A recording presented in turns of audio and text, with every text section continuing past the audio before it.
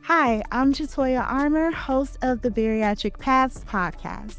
If you've ever felt lost, alone, or overwhelmed after bariatric surgery, you're not the only one. Let's talk about what really happens next. I was the person that always made excuses. Like, that was my thing. It's giving up and making excuses. You're not broken. You're rebuilding, piece by piece.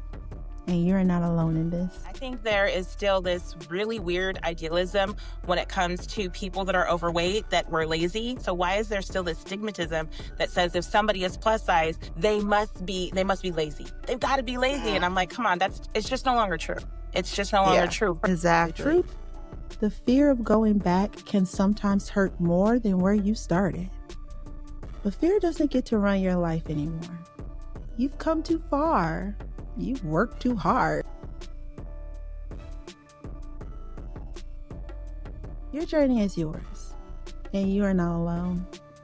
Go out there and crush it.